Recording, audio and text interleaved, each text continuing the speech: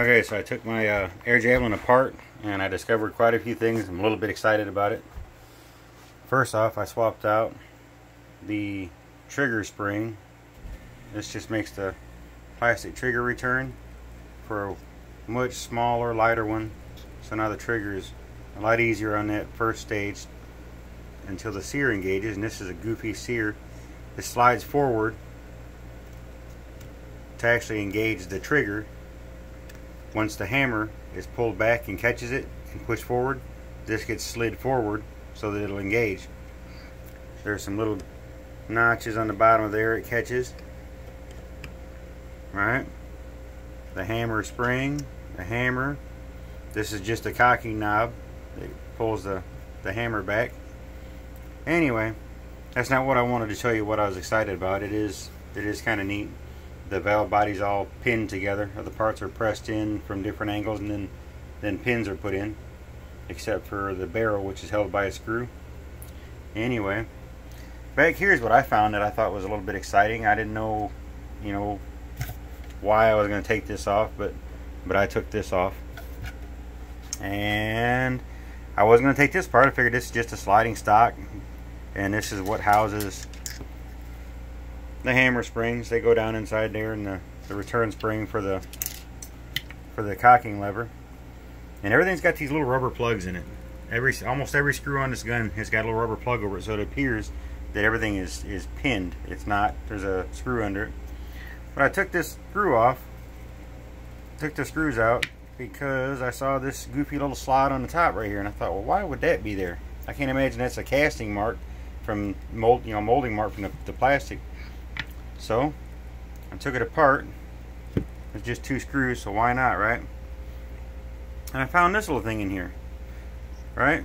I don't know what this is. I have no idea. I'm looking at it. This is not in your instruction manual, obviously. Anyway, this goofy little thing is what sits in the back of the spring right there.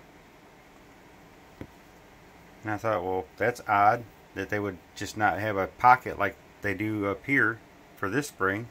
They can't have that much more force on it. The spring's not really that stiff at all.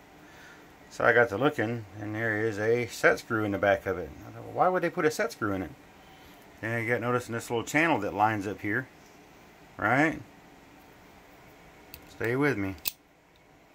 This thing sits on here, and an Allen wrench will fit through these holes right to that area. And if you rotate this thing counterclockwise, the screw comes out. I'll take it out here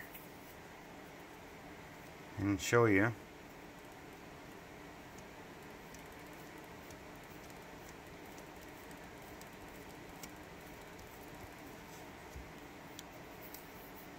When you back that thing out like that, it pushes this plastic piece forward, and like a PCP rifle, you have just increased the preload on the hammer spring. I don't know how much it'll take, but it pushes this thing forward, and the spring sits right here, so it pushes the spring forward. You just increased the preload. I don't know how much it'll take before it has coil bind, if it ever has any coil bind.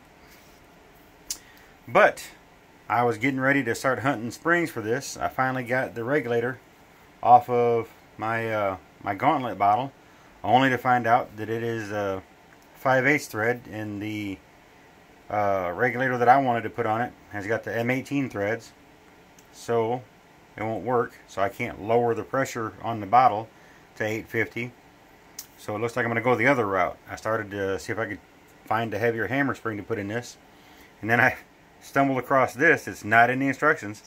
It's actually adjustable.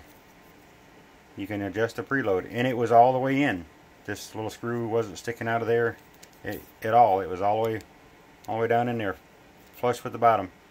No preload. So you can turn this thing up, it appears, in its factory form. You can slide the stock back. You don't even take it off, just slide it back, and you can get right to that